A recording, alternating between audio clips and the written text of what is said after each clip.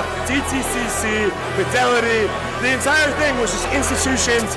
It's next level. This industry is going to the next level. And guys, I don't know what else to say. I'm bullish. You said it. You finally said it. I'm so bullish. Andy's bullish. I'm bullish. We're bullish.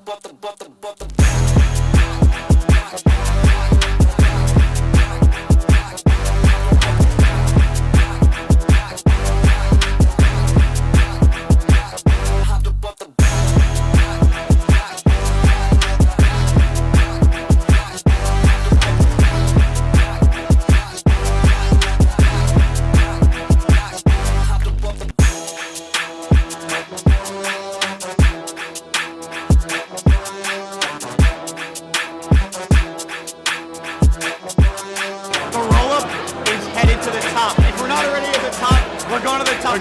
We're on 4th floor today. We're going to be on floor 1, and then we're headed straight to the moon, boys. Government likely weighed on economic activity last quarter. No change. But these FOMC. effects should be reversed as the We're here. reopening boosts. There is change. JPOW maintains Fed fund rate. No change. In the labor It's market, 100% indicators on prediction suggest markets that going into conditions may be this. stabilizing after Is a it period really? of gradual It was softening. 100%. The 100%. unemployment rate was 4.4% in December and has changed little in recent months. Job gains have remained low. Total non-farm payrolls declined at an average pace of 22,000 per month over the last 3 months. Excluding government employment, private payrolls rose at an average pace of 29,000 per month. A good part of the slowing in the pace of job growth over the past year reflects a decline in the growth of the labor force due to lower What's the market immigration doing? and labor force participation, though labor demand has clearly softened as well. Other indicators. I wonder if this including is gonna be bullish for the openings, market. layoffs, hiring, Well, and another thing non-employment that came growth out today show was, little change in recent months. Bessent saying that they're not going to Inflation has intervene in eased the yen. significantly from its highs in mid-2022. I'm not sure if you but saw remains somewhat elevated Arthur Hayes' post, but it relative was to our all about 2% the yen longer-run goal. potential intervention. Estimates based on the Consumer Price Index indicate that total PCE prices rose 2.9% over the 12 months ending in December, and that excluding the volatile food and energy categories, core PCE prices rose 3.0%. These elevated readings largely reflect inflation in the goods sector, which has been boosted by the effects of tariffs. In contrast, Yeah, honestly, disinflation everything looks appears pretty to be strong in continuing the in economy services from sector. the numbers perspective. Near-term I measures think of this was inflation maybe a little bit expectations have shocking, but declined from last year's peaks, You're like- as reflected in both I feel like market this is and not. I feel like this is survey-based not good measures. though, honestly. Most What? measures What's of not good longer-term about it? expectations Like, they should have for remain sure cut consistent with rates. our 2% inflation goal. No. Well, Our monetary policy actions are guided by our dual mandate to promote maximum employment and stable Like, they should prices have for for the sure American cut people. rates. inflation is still, At today's meeting, well, they say the committee decided to maintain 2.9%, the target range for the federal and funds rate unemployment at is like 3.5 upwards of to 4%. 3.75%. Since And last so, September, we have lowered still our above policy rate 2, 75 basis points, or but 3/4 like of a percentage point, 2% inflation bringing is it just within an a range of arbitrary number. plausible estimates of neutral. Like, yeah. This Even though normalization of inflation's our a bit policy high, stance should GDP help I just feel like stabilize the labor market, Scott- while I allowing feel like inflation to resume Powell its knew downward that trend toward 2%. as soon as the Once next the Fed effects chair of comes in, tariff they're just going to be increases have passed absolutely through. nuking rates. Oh, So yeah. he had it in his Positioned best interest to determine the just kind of extent try to and timing of additional adjustments to our kind of policy try to rate just based on the avoid incoming the data, excessive evolving cutting outlook, before and the balance of risks. before the next Monetary guy comes policy in. is not on a preset course. It's kind of my vibe and we here. will make our decisions on a meeting-by-meeting basis. To conclude, the Fed has been assigned 2 goals for monetary policy: maximum employment and stable prices. We remain committed to supporting maximum employment, bringing inflation sustainably to our 2% goal, and keeping longer-term inflation expectations well anchored. Our success in delivering on these goals matters to all Americans.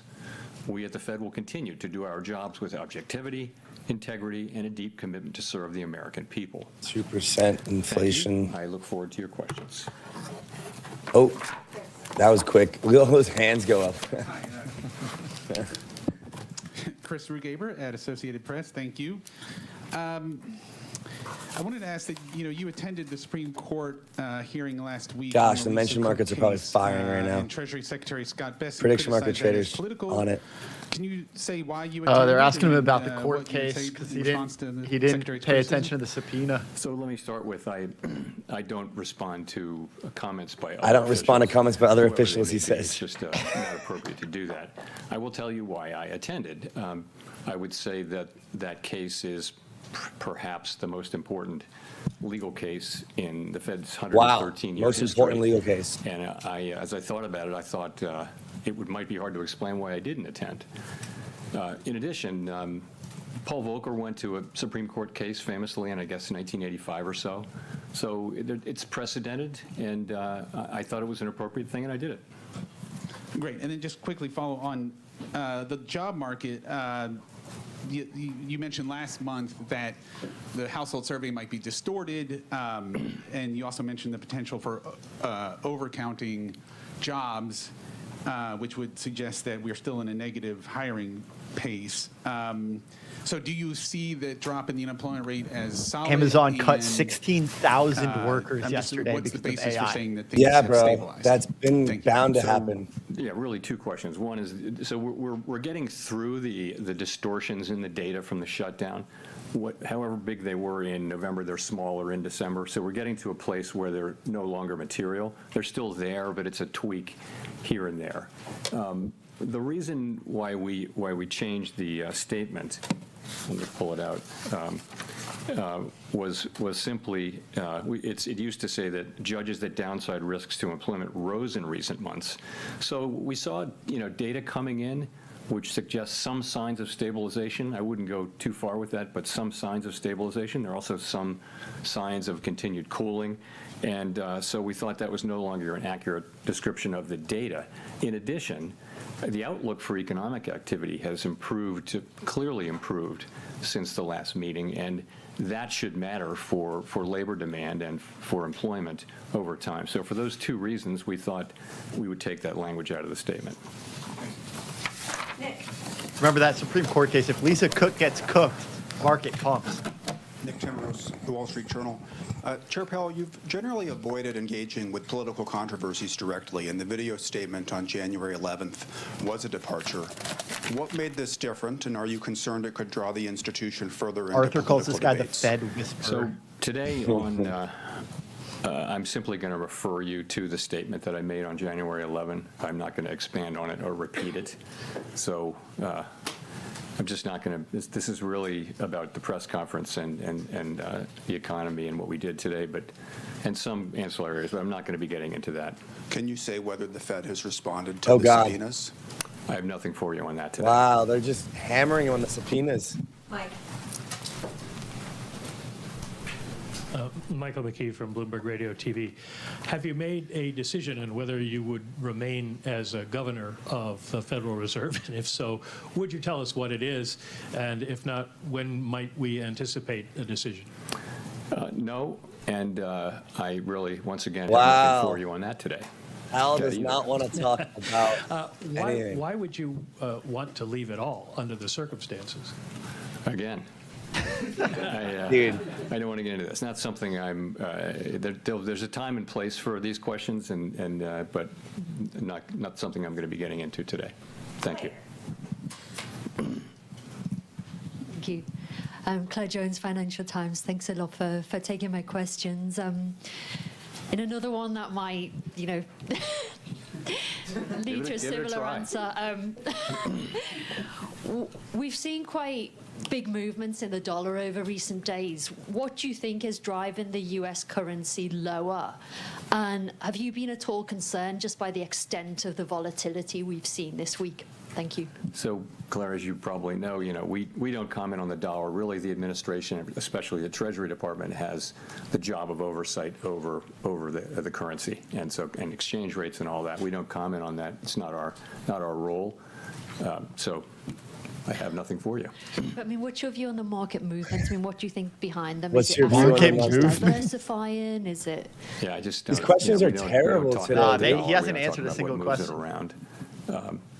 It's just not appropriate for us to do so. Really, the Treasury Department has that. It's their role, their bailiwick, and we stay off it. We do monetary policy and some other things, but we don't comment on the dollar. We do billion-dollar renovations to our buildings. That's it. They don't comment on the dollar. Hi, Chair Powell. Neil Irwin with Axios. Obviously, no SEP in this meeting, but in light of the slight firming up of the language around growth in the labor market in the statement, should we assume that the timeline for any further rate cuts is pushed back compared to what people might have thought in December? Well, first of all, if you look at the incoming data since the last meeting, clear improvement in the outlook for growth. The data have come in, and sentiment, the Beige Book, everything comes in suggesting that Beige this Book year is happy about that on the starts mention. off Yes. on a I solid wonder if footing our boy for PMT growth. hit it. Inflation performed about as expected, and as I mentioned, some of the labor market data came in Gold is just suggesting, insane. we're evidence of stabilization. So it's overall a stronger forecast. My really, uranium if that's your ETF question. is just I'm full not sure I answered your moonshotting. question. But in terms of Copper timing or ETF. pacing of any additional easing. So Wow. we haven't made, My best performing bags is what we'd say about uranium and this copper. was that after this What a meeting, freaking after the world. three recent rate cuts, we're well positioned Just to buying address more the and more risks that Bitcoin we for the face catch-up. face on both sides of our dual mandate.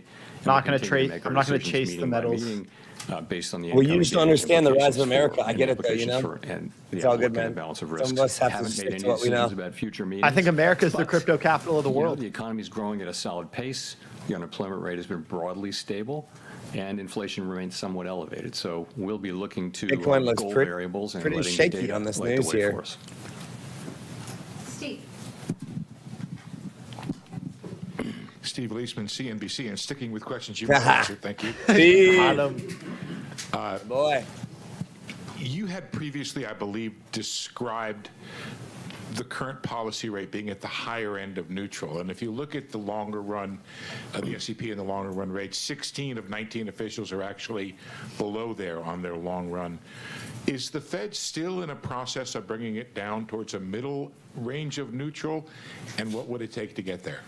So the count I did was that 4 of the 19 were at or above that. And maybe I missed by one, but I thought it was 4. And if you look at the dealer survey, it was 10 out of 58 where we're at or above. So you're right. It's the higher end of the range. What we say is it's Trump is within the mad range that of Fed is plausible not estimates. This is the higher end of that range. But changing rate. so for some people, they think it's neutral.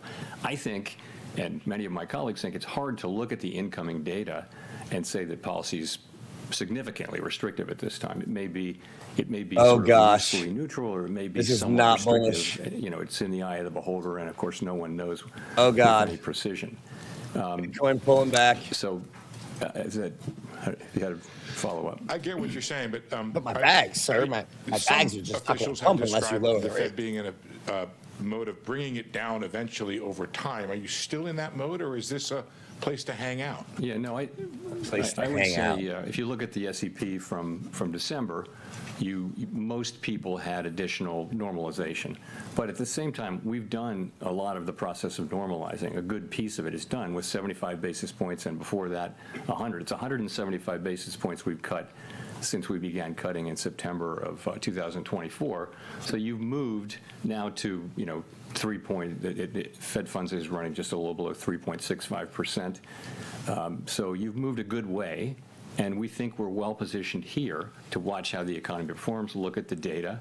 We're not making decisions about future meetings, but we do think we're well positioned after those 3 cuts to He let may the never data cut speak rates to us. again. We might not get our next rate cut until the next Fed That's what I'm government. thinking Chair as Powell, well, Mara dude. Moakley from Bloomberg News. To what extent did the committee discuss the possibility of cutting at this meeting or in March? And how are you all thinking about the conditions that would merit another rate cut? Is there broad agreement on the committee about what it would take? Good question. So there was broad support on the committee for holding today. Broad, I would say, including among non-voters. So that's where that was. Of course, some people did want to cut and dissented. but Dissenting is just a normal thing pretty these days. It's broadly kind of for crazy. holding today. We're not trying to articulate a test for when to next cut or whether to cut at the next meeting. What we're saying is we're well positioned as we make decisions meeting by meeting, looking at the incoming data, evolving outlook, and all that. And we're in a position where we still have some tension between employment and inflation, but it's less than it was. I think that the upside risks to inflation and the downside risks to inflation have probably both diminished a bit. So we'll be looking at that. It's about how you weigh the risks to the two goals and how big those and quantify them. And so there are different views on the committee, and we'll find our way forward. As Gold the just data keeps evolve. going. Gold doesn't care about JPOW. Thank you, Mr. Chairman. Edward Lawrence from Fox Business. Has the effects of there's tariffs, the tariffs are hitting now, already of moved through course. the economy on prices? A lot of it has. So basically, there are many different estimates, and they're all highly uncertain. But most of the overrun in goods prices is from tariffs. And that's actually good news, because if it weren't from tariffs, it might mean it's from demand, and that's a harder problem to solve. We do think tariffs are likely to move through and be a one-time price increase. So most of the overshoot, if you were to take that out, inflation, core PCE inflation is running just a bit above 2%, x the effects of tariffs on goods. And the other good news is, if you look away from goods and look at services, you do see ongoing disinflation in all the categories of services. So that's a healthy development. Nope. So that's what's going on. Powell's only got 2 meetings The expectation left. is I know. that we March will and see, April. the effects of tariffs flowing through goods prices, peaking, and then starting to come down, assuming there are no new major tariff increases that are And they have begun. no And that's what we change expect to see over the at course of this year. 92% in March. If we see that, that Right would be now, something no that tells change us, at that we can loosen policy. 72% in Also, April. if we see something that suggests that the labor market is not stabilizing, that in fact the downside Interesting. risks reemerge or the data just get worse, we'd have to look at both of those. We have a two-sided mandate. If I could, if President Trump does pick a new Fed chairman before May, what does that look like? How would you work with that person, and what does that transition period look like? I don't have anything for you on that. That will depend on Congress's actions and things I can't speculate on. Howard Schneider with Reuters. Thank you for taking our questions. Given the changes in the statement and all you've said so far, is it fair to describe risks to both sides of the Band-Aid as roughly balanced right now? And is the next move necessarily down? I'd say that the upside risks to inflation and the downside risks to employment have diminished, but they still exist. So there's still some tension between the mandates. Are they fully in balance? Hard to say. And we think our policy's in a good place. I've just discussed reasons why we might change our policy, and we'll just have to see how the data lead us. I'm wondering, you a minute ago you said you felt expectations were consistent with your mandate, that the 2 and the 10-year break-evens have moved quite notably in the last couple of weeks, I believe. Is there any concern on that front? I mean, I recently looked at all of the both survey and market-based short-term inflation expectations have come way down. They were in a good place at the beginning of last year. They spiked around Liberation Day, and now they've fully retraced in the last few months. So that's very comforting. And the longer-term inflation expectations have remained in places that are very consistent with 2% inflation over time. So expectations have been solid, and they reflect confidence in the return to 2% inflation. Andrew. Apologies if this is a little bit repetitive, but in the past you've said that the reason you cut rates was that the risk to the labor market was greater than the risk to the inflation side. Is that still true? We haven't made. You're right. We saw the labor market weakening, and we acted, and I think that was the appropriate thing to do. We will always act to address what we see as the economy moving away from our goals. Risks to both of the variables are a little less. I think the upside risk to inflation, again, a little bit less, and the downside risk to employment, a little less. I just would say that I'm not making a judgment about how, one of them is more at risk than the other, just that the risks to both of them have diminished. Okay, thanks. BIS wrote a paper last summer which concluded that global investors were hedging their dollar exposures in ways that previously they hadn't because of policy uncertainty. Do you agree with BIS? We really don't see much at all about that whole story. There's just not a lot of data that suggests that there's much to that. Thanks. Anna Swanson with the New York Times. Can you talk more about what you would need to see in the labor market to conclude it's time to resume easing? Do you need to see further deterioration in the labor market, or would it be enough for inflation to soften? So we'll always be looking at both things. And so there could be combinations, infinite numbers of combinations that would cause us to want to move. Certainly, a weakening labor market would be an argument for loosening. But what's happening with inflation? If inflation were at the same time getting worse, you just have a very difficult situation there. So we'll be looking at both. Clearly, a weakening labor market calls for cutting. A stronger labor market says that the rates are in a good place. We'll have to be making similar judgments, too, on inflation, though. And if inflation does pick back up and the labor market doesn't show further signs of deterioration, is there a chance that you could raise rates rather than simply remaining on hold? What would you need to see to consider hiking? We don't take things off the table, but it isn't anybody's base case right now, anybody's base case, that the next move will be a rate hike. But, ultimately we'll do what we think is the right thing. But that's not where people's expectations are right now. Victoria. Hi, Victoria Guida with Politico. I wanted to ask, you've talked in the past about concerns about the U.S. fiscal trajectory, and we've seen in the Japanese bond market a lot of turmoil recently, in part due to concerns over their fiscal and long-term economic outlook. So do you worry that the U.S. could at some point find itself in a similar situation to Japan, whether for fiscal or demographic reasons?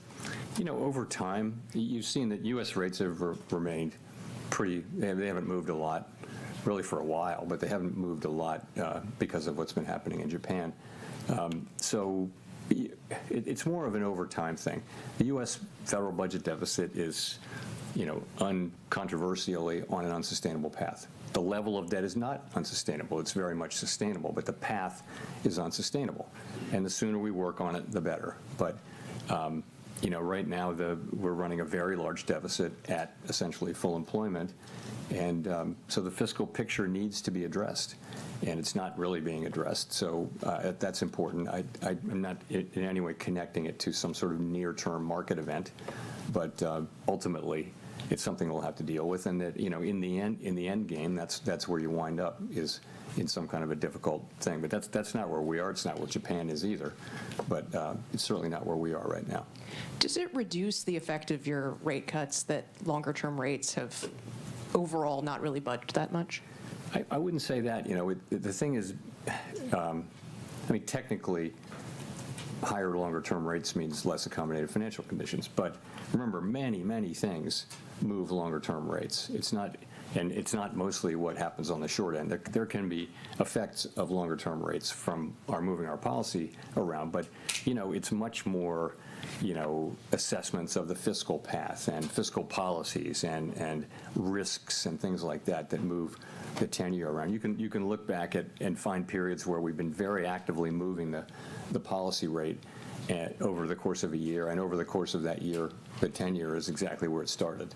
So there's not a tight link between, 10-year rates and the overnight rate. Elizabeth. Thanks so much, Elizabeth Schulze with ABC News. Republican Senator Tom Tillis, who sits on the Senate Banking Committee, said he will block any Fed nominee, including the chair, until this investigation into you is resolved.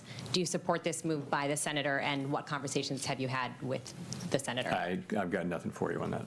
More broadly, what would happen to American households if the Federal Reserve loses its ability to operate independent from politics?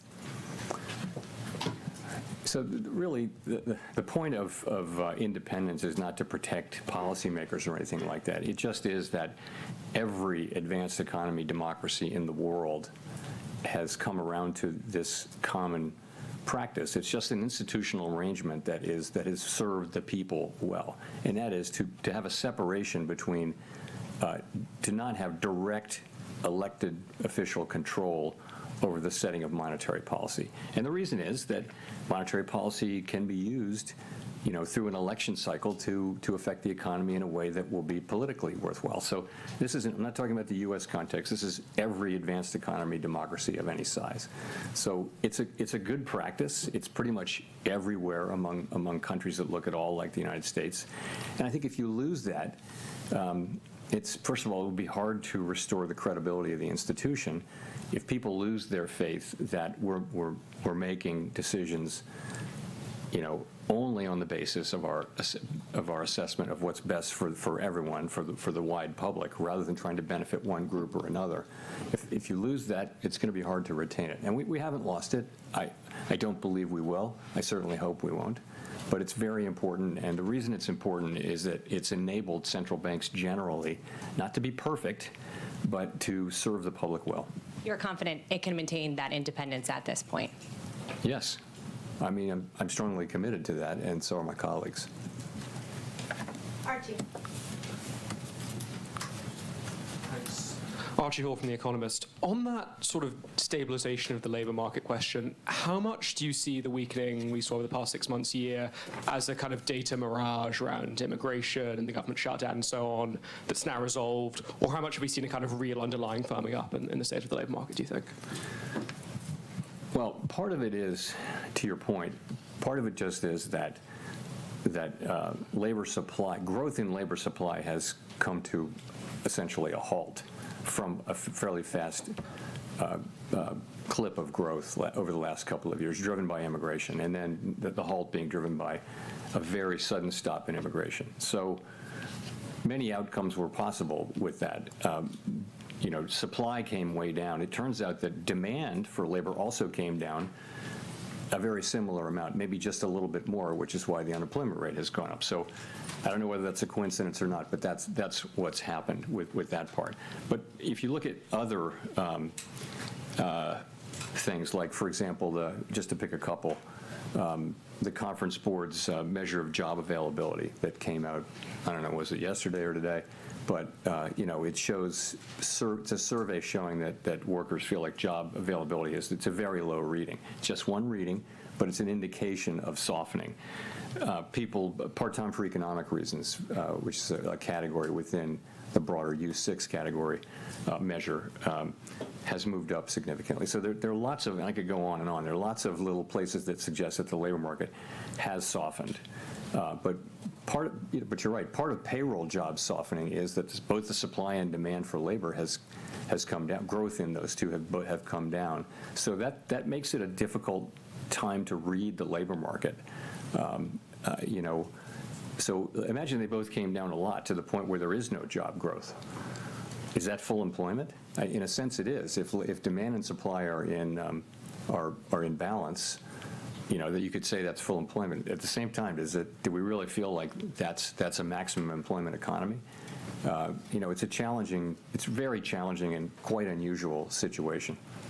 Thanks. And one more on growth and the kind of strong growth outlook, your strengthening growth outlook you're now seeing. How much of that is the fiscal stimulus we're seeing from the beautiful bill, the tax cuts, and all of that? So you're seeing it already. You don't have much of the fiscal. I think the outlook, you're right. It's financial conditions and it's fiscal policy for 26 But you've got strong consumption that's been happening before financial conditions have been supportive, but before the fiscal effects really are shown. So essentially the economy has once again surprised us with its strength, not for the first time.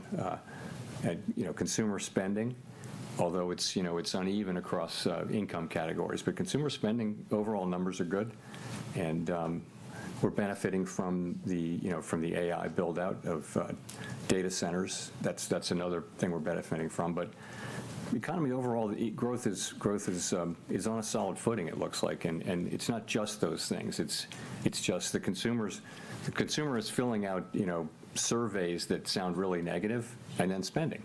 So there's been a disconnect for some time between downbeat surveys and reasonably good spending data. Thanks, Chair Powell. Christine Romans from NBC News. You talked about how consumer spending is uneven. The president calls inflation defeated and solved. The FOMC says it's a somewhat elevated inflation. But you talked about those customer survey or those consumer sentiment surveys and public opinion polls that show that most families say the cost of living is still issue number one. What is the conversation around the table with your colleagues about how wealthier consumers seem to be driving so much of the economy, and why so many families still feel like they just can't make ends meet after 5 years of rising prices? What is that discussion like?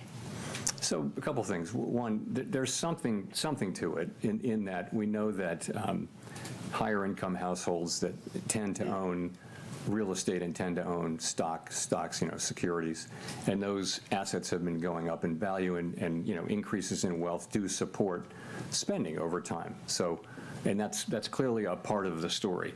We also know that for some time now, for a year or more, we've been hearing from retailers, for example, that serve lower income customers, whether it be food or the big box stores or anything. They're saying the same thing, which is our consumers are looking to economize. They're trading down from brands, and they're buying less, and it's changing their buying habits and that kind of thing. So we're seeing that, and that is a reality of what we're seeing. They're still consuming, but they're feeling it in a different way. I would say more broadly on affordability, we have a vast network through the reserve banks and also through the Board of Governors, where we talk to small and large businesses and households, and so we do hear a lot about affordability, and we take that very seriously, and we take it to heart, because one of our jobs is price stability, and so the best thing we can do for people who are feeling that squeeze is to keep inflation under control, and frankly, to finish the job of getting inflation back down to 2%. You mentioned the AI build-out as being positive for economic growth this year. I wonder, as you look at the weakest year last year for job creation of a non-recession year since like 2003, are you concerned about AI maybe supplanting more entry-level work and entry-level jobs, and how does that play into what you're watching about the labor market? So everyone, of course, is watching AI and the deployment and, trying to understand exactly what's happening. And there's a wide range of possibilities. It's hard to say. And of course, anyone who uses it is amazed at what it can accomplish, right? So every technological wave will eliminate some jobs and create other jobs. And it's always been the case. If you look back, wave after wave after wave, there will be some disruption, but ultimately technology increases productivity, which is the basis for rising wages. And it may not all happen immediately, but over time, it's what enables incomes to rise over time, is rising productivity. So and we always ask, well, this is going to be different, is it going to be different? And we don't know. And we may, in any case, see in the short term jobs that are being eliminated by the capabilities of AI. We may see that. We just don't know what the overall effect is going to be. So how to think about it in macroeconomic terms, it's very hard. We can look at the aggregate data. We can analyze, for example, there is some connection, it appears, between the low hiring rate for recent college grads and AI, but it's not the main or only driver.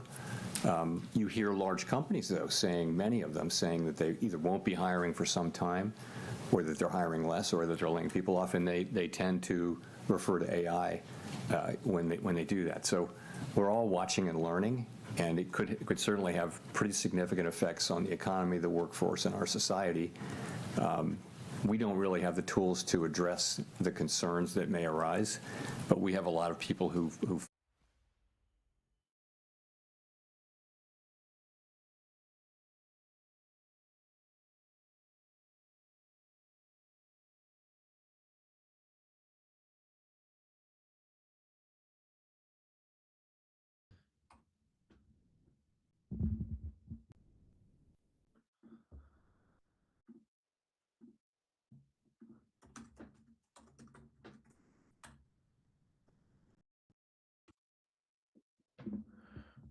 All-time highs. Nothing ever happens. Camp wins again. I guess nobody heard me there. No, no one Oopsies. heard you. You want to go on that rant again? Yeah, nothing ever happens. The nothing ever happens camp wins again is all I was saying. Charts are where they are. Gold's new all-time highs. What's new? I was on a meeting earlier with someone that said the price on Christmas of Bitcoin is the same. Let's stop Jerome Powell in the background, please. I had a call with someone today that said the price of Bitcoin on Christmas was the same as the price of Bitcoin yesterday. Like a month later, nothing happened. It was like nothing ever happens. It was like January didn't even exist. It's like it didn't even happen. Yeah. So hey, it's all good though. It's honestly for the better. I think some calmness in the Jerome Powell world is good for the coins, good for the assets. I honestly just think that, yeah, I mean, everything is going to new all-time highs. The White House literally posted 7,000 point new all-time high for the S&P. It's like Dev is talking about the price type of vibe. So, man, I don't know, man. I saw this tweet from Crypto Yield Info. Guy's the OG. Okay, time to step out of retirement. He's definitely like 9 figs, if not like high 8 figs just from DeFi. There's no end to USD debasement. Gold/silver have been good, but now expensive, and people are starting to look elsewhere. Suspect Bitcoin will double in price surprisingly fast in coming months. ETH and alts will follow. I mean, dude, talk dirty to me. I mean, man, nothing more I want in this world than to be in New York in March and Bitcoin breaking out all-time highs rather than breaking 70K to the downside. Trust me, Crypto Yield Info. I'm ready. Trust me. Some of us have been in this camp for a long time. Some of us have been accumulating, while we've been at these levels. Why does it not look like anyone's been accumulating? It looks like no one's been accumulating anything, and we're literally just not moving. I don't know. I think accumulation tends to happen at bottoms, and that's usually what happens to kind of backstop downside, so that you don't have something continuing to slide down. You actually have it kind of carve out and bottom. I'm not a TA god or anything, but it's generally how before things go up, they generally have to stop going down. They have to hold where they're at for a little bit, and then they go back up. And that's usually how, gravity works. Dude, this gold chart is just shocking. Like, wow. Wow. Wow. And just to think that uranium is next, followed by copper is insane. I think I literally had the thesis of all theses given to me when I was 21 years old, and I just didn't have enough size and didn't buy in enough. I was too busy trading shitcoins. Good thing you're going to have another trade come around. It's the same reason 9-figure people have come out of retirement. There's always another trade. Dude, that's why you don't have to chase. Guys, I bought Zcash at like $700. I remember seeing it launch on Poloniex when one Zcash was 7 Bitcoin. I'm glad I didn't ape in on the first candle of Zcash. I didn't spend 7 Bitcoin on one, but I did ape in about 700 because I was chasing, right? Yeah. I think it just goes to show, like, stick to your guns. Don't ape in anything just because you see the speculative froth aping into it. Everyone's got a better entry than you do. Yeah. And so I've been buying Bitcoin for the last 3 months. While it's been going down, I've been buying and buying and buying. And I think instead of buying gold and silver and copper and uranium, I'm just going to continue to buy Bitcoin because it's what I know. It follows the same pattern of the debasement trade. And these things tend to move progressively from asset class to asset No, class. look, I totally agree. It's just more of like, I feel like it's a good idea to have different fiat debasement buckets. Yes, I Because agree with you on that. I do. I feel massive FOMO on gold and silver, but then I'm like, oh, like I'm in. I'm good. And you again, know? like, okay, so talk to me. Talk to me as a no rocker, a pet rock. I don't have any pet rocks. Yeah. Talk to me. Like, Dude, is gold now to the time- 10K. Oh my God. Like, Gold to $10,000, $8,000. Because look, I agree with the premise, right?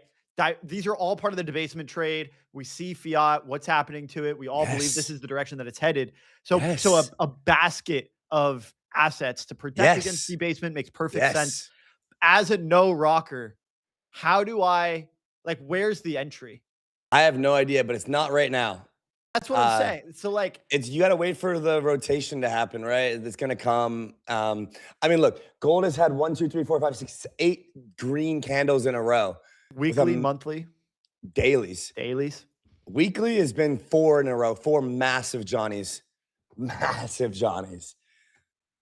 I mean, dude, I don't even know. It's just crazy. Like, I saw I Tether- literally Tether announced bought today- the Pico bottom of the last accumulation range. Tether said that they're gonna do how much? I want to get the number right. Tether to invest up to 15% of its portfolio into gold. So, dude, I think if Bitcoin and ETH move here, we're gonna get the catch-up trade. It's coming. We're close.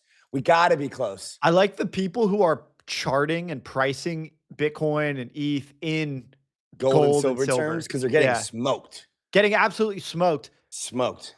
But in dollar terms, just holding the line. So once that rotation, what's the argument against the rotation? Dude, that people don't see Bitcoin and Ethereum as a store of value asset, and Bitcoin already went 8 to 10x off the lows from the last cycle, and it basically did what gold and silver are doing, but a year and a half ahead of time. So the catch up is usually it happens the other way around. So it's actually gold catching up to Bitcoin. It's gold catching up to Bitcoin.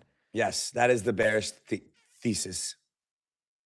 But I don't know if I buy it, man. I don't know. I could see it because, the more innovative assets, the riskier assets, and gold is just a larger market cap. It's just statistically less risky than Bitcoin. Those tend to move slower, right? Like a larger ship takes, it's more difficult to navigate. So it takes more to move gold. You would expect Bitcoin to move first. Yeah, that would be the goal. Well, not necessarily the goal. I mean, in this case, as a Bitcoin bag holder, the goal is that Bitcoin moves second and gold rotates into Bitcoin. Let's get Philip's take. Let's bring Phil up. They've had a sick raise, and we have a lot to talk about. So, Phil, welcome to the show, man. Andy, hey Robbie, long time no see. Good to be here. Yeah, man. It's been a while. Do you own any gold or silver, Phil? Are you a no rocker on this move, or do you own some rocks? If I own some rocks, yeah, some gold and silver. Oh, some no. shiny rocks. No. No shiny rocks. I have kept myself far away from the trenches the past 2-3 years, actually. Like, not good, man. Anything. Good. Well, it's good to see you. Yeah. Likewise. So tell us about the race, Phil. Congrats, first of all. Thank you. Well, the race is kind of old news, to be honest. Yeah, seriously. We raised this beginning last year and the year prior, and we waited for a good time to announce it to push something else. So good. It was a race. Lots of conviction for Multicoin. Very great to see good partners on this, and very happy about it. And DeFi keeps on growing, so it fits the journey. We're on a good track.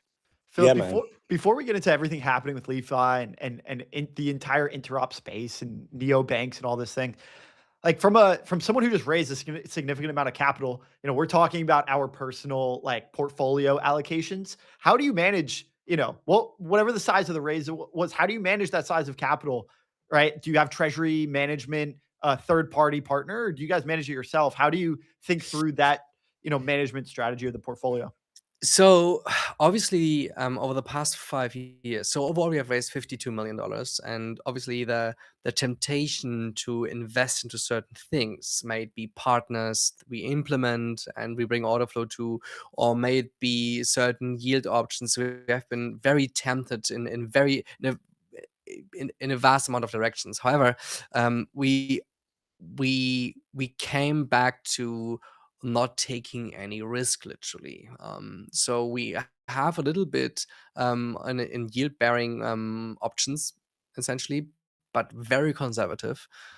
Because this space is just too unpredictable, and it would be just too bad if anything happens, and then the company dies because running out of funds, and it puts me under unnecessary pressure to raise under ungood conditions. So Yeah. no, we Yeah. really don't do much here. And we have a finance team, a very capable one, and they make sure and really also diversify the risk even between banks. Even if a bank would die, we Yeah. would be good. It makes sense. I mean, it's difficult enough managing, a company, a business, running and building products. To do that and manage a hedge fund Yeah. is that much more difficult. Yeah, it's already risky. Man, you see these lucky example, they invest early into something that for sure goes up, right? I think we have parked something in ETH, for example. We did something like that in the past, but that's like as risky as we were willing to go, and it was when ETH was obviously at the bottom. So we did things there, but that's kind of There's so many of those ICOs back in like the Filecoin era, like 2017, 2018, that raised in ETH and just sat on it. And, that was their treasury management, ended up paying off. But Gnosis. Gnosis, another one. Yeah. Yeah. So Phil, man, we've been pioneering this idea of neo finance, which I think that you guys are firmly getting yourselves really, really deeply into, which is just kind of moving away from this kind of cross-chain aggregation idea to more of like markets on chain, not just chains. Right? There's been this proliferation of stablecoins, RWAs, on-chain capital markets, tokenization. A lot of these kind of flows are happening, and like the gap here is kind of the convergence of legacy finance and DeFi. We're calling it neo finance.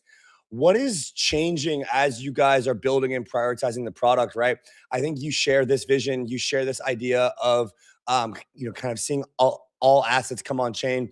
You are also seeing this kind of neo finance conversions happening. It's not just about the 25,000 DeFi power users anymore. There's a large breadth of institutional capital, funds, allocators, and other folks off-chain that we're really trying to bring on-chain. How do you think about the product strategy going forward now that we're into a bit more of a complex and a complicated world, and also a bit more of a challenging world with regards to competition, as well as just generally where the capital flow is coming in? How do you think about the product strategy as it compares to maybe like a couple years ago? Yeah, wow. There's a lot to unpack, actually, and I think interop is no longer a feature. It's like the default, right? Like, Right. being multi-chain is the default, not only for blockchains. So blockchains today, they launch, and being connected to other blockchains is the day one necessity to onboard your users. Like, no one would take this burden onto the user, and he figure out how to bridge to us. All of this is coming native via the ecosystem native interface nowadays. So these relationships to messaging bridges, liquidity networks, and everything around that. These relationships are established very, very early, far earlier than the launch, and that's just the default, right? For LiFi, not much has changed in that regard, right? Like, we said 2021, this space is going to fragment for two major reasons. One is for a physical reason, right? Blockchains themselves are not scalable enough And if we compare this to databases, so in databases are execution environments like blockchains, and people often don't realize that. But if you go into advertising and real-time bidding, for example, and this is the process which determines when you visit a website which advertising is shown to you, this has to happen so fast. It is programmed into the database. There's no code around the database. This is literally executed within the database. So the database is an execution environment. And the blockchain is the same, but the data is public. So therefore, we're gonna have databases / blockchains specifically for certain use cases, data types. If you think about data types, vector data, graph data, all of that. And all of this is yet to come, but we foresaw that back then. And the second big reason is obviously economic, right? So you want to have control, you might want to have it for compliance or simply value accrual. And we see this playing out with like Stripe and Tempo, Circle and Arc, Robinhood Chain. It's crazy. And there are so many economic incentives to own the full stack, own the blockchain, especially as institutions just getting their feet wet with the space and trying to figure things out, right? They don't want to take too many risks. So if they can own the chain day one, they have all the power to close it down, see who is allowed to actually deploy protocols or liquidity or land transactions on that chain. And that's the safe way to get into this, but that ultimately means maximum fragmentation. And this is being welcomed by the glue in between, which are the messaging bridges, Layer 0, Axelar, Wormhole, Hyperlane, and so on, with their own tokens, and Chainlink also heavily leaning into it. So more and more multi-chain token standards, all of that is crazy. And I don't know if you've ever thought about that, but there will be something new which we haven't talked about yet, and it will be token classes. I'll just drop it like that. Token classes. We have seen multi-chain tokens, but if you think about that, certain reward assets somehow need to be represented on-chain in a standardized fashion. So if JP Morgan and Goldman Sachs are tokenizing stocks, they need to agree on a set of meta information that's being represented on-chain, right? And this might differ across nations, across different organizations and collectives of organizations. And so there is a whole new process of defining standards that is going to happen. Again, more fragmentation and more reason for LiFi to simply double down on what we have been doing, which is like massive aggregation across everything that swaps, moves, provides data around assets. And we have done that pretty successfully with over 800 B2B partners today. And yeah, product strategy wise, aggregation, super hard to scale. We are adding another thing to it, which is essentially Intense or an auction system, an open network for solvers where anyone can plug themselves in with their own liquidity. This essentially extends our existing aggregation. Our aggregation it's not a stopgap. We will keep on doing this, but we are extending this with an open solver network. So yeah, there's a lot. Yeah, you guys are doing quite a bit. And I think, you talk about the token classes, which I think is actually a really important piece, because all the things that we saw with ETH on a bunch of different chains, wrapped, staked, ETH on Optimism, and all these different variations of these assets, we then saw it with stable coins. Again, we saw all kinds of different stable coins. All of these are basically just the dollar. Some of them have different risk parameters. We need to abstract that away, but also expose that some of these are not the same and figure out the UX complexities there. And I think you're absolutely right. With RWAs, we're going to see this happen all over again. Yeah, go ahead. I'm calling a new meta. It's not interop, it's interchangeability. Interchangeability. Tell us what you mean by that. It's essentially, if you have all these RWAs on chains, again, stocks are being tokenized, right, by different parties. And there are other financial products, and there are certain parameters to this. We need to make sure that these things are interchangeable, right? That one stock might be tradable with the other one, and in certain scenarios that might not be possible because they're like, hey, we are launching on a permissioned network on Canton, which you can't even access. But then there are certainly other players that we have seen multiple parties already issuing tokenized Tesla stocks, right? I somehow want to work with them. If the money market is somewhere else, I need to be able to use these different representations interchangeably. And if you look at stablecoin fragmentation, right, there we have the very same problem. It's all dollar packed, so why can't I trade them one for one? So stablecoin clearance is a huge problem, and we see companies like Glacis and many others just like trying to take care of that. So I think interchangeability will become a meta around RWAs of any kind. So KYC and AML are important pieces to this, especially if they are on permission chains. Supposedly that would be because, they would have to gatekeep access in order to process KYC and AML before someone's able to own one of these assets. How, as an aggregator, and LiFi is kind of in charge of the interchangeability, both at the blockchain level as well as at the asset level. And there was someone great, shout out to Rasheen, who told us this. I don't know if he was the one that came up with it, but he said, it's all just asset issuers and bridges. And so at a certain point, we have all these assets. They exist on a lot of different chains. They're just bridges back and forth. We need some way to bridge or aggregate these assets that might originate from different providers. As someone who's running an aggregation and orchestration service, how do you anticipate bringing assets together from disparate ecosystems like permission blockchains? I think it will start. So the way we look at DeFi from the top, and DeFi for us includes RWAs. Okay, like this is like the next wave that enters into DeFi. Essentially, hopefully, right? We want to make sure like this is happening. I would say we look at this in different categories of rails. DeFi native rails are permissionless, open, vast, right? And then there will be privacy rails, which will be needed for institutions to do their thing, right? And there will certainly also be like compliant rails, AML rails, where we know all the liquidity pools are safe, not tainted. Everything has been KYC'd. I'm really looking forward to a solution around shared KYC. But obviously, it's a huge coordination and aggregation effort to identify liquidity flows and sources, and then making sure we can represent this overarching rail across different ecosystems and across different solutions, from trading venues to bridges to issuance. Yeah. Phil, I'm curious what you think about the kind of stablecoin payments landscape. We saw in a recent Artemis report that stablecoin payments have absolutely exploded from a B2B perspective. And I figured that you guys have your hands full there with clients that want to do stablecoin payments for tons of different reasons, from something like a wallet connect pay for merchants, something for like paying their employees, paying service providers, et cetera. Talk to us about your role in the stablecoin payment landscape. This is something that's going to just keep growing in the B2B sense, as well as with stablecoin cards.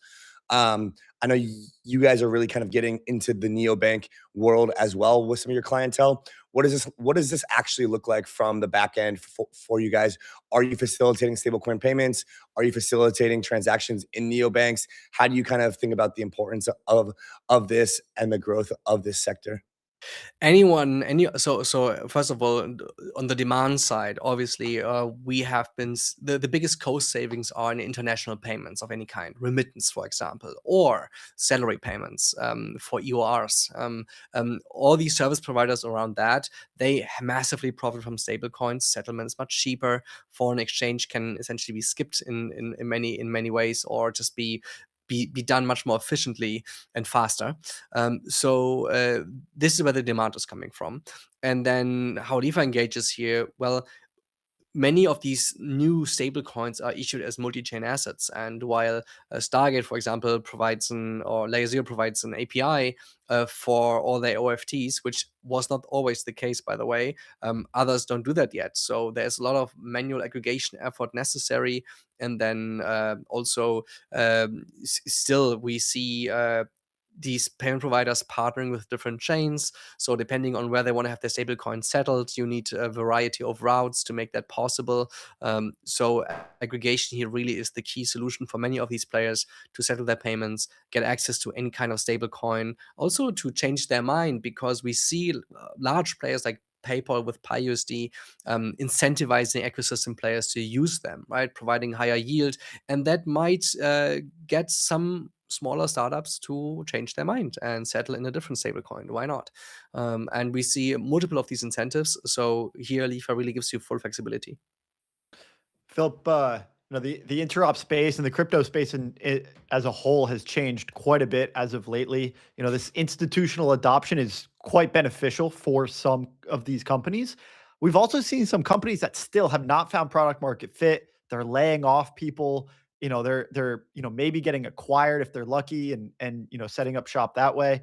But by and large, it really feels like there's this bifurcation that's happening for the people that are kind of see where the world is going and those who have failed to adapt. I'm curious, have you made any key adaptations as of lately within LiFi to prepare yourself for this institutional wave? How about not having a shitcoin? It's probably a good start. How have we changed? I mean, we saw all the changes. You started with what's happening in that space with like companies dying and laying off there people is. of that, right? Let's start there, maybe. The real winners are certain providers that focus on very specific go-to-market strategies. Let's pick Relay as an example. They said like, okay, for 3-4 years, people have been complaining about the lack of decentralization of bridges and calling them unsafe. You know what? Let's keep it fully centralized, fast and cheap as possible, while we do everything on our own balance sheet. So while it is the by the book most unsafe design, at the same time we're not taking any users risks. We are just doing everything with our own capital. So fair enough, right? That plus going for the long tail, being as centralized as they are, they were able to just tackle new L2s like really, really fast, right? Really, really fast. It was very scalable for them. And that's how they entered the market. Cheap, fast, and we are the long tail. And now they're going for the big fishes. So interesting strategy, like well executed. At the same time, we see other people copying that. So GasUp, as an example, they came from a different angle. They were like specializing not on bridging per se. They were like, let's just solve on fronting gas on chains. There's just been a gas solution. So GasUp like had support for 100 chains, and then that's how they got a huge user base that just needed a little bit like $1 or $2 of gas on a new chain. They just focus on that, so they could take more risks because the amounts that were being bridged were so small. So they did that first, then built distribution, and now they are transforming into a bridge, allowing larger transfers. Also very different strategy. And then obviously, I think like a Stargate is heavily leaning into OFT transfers and all of that.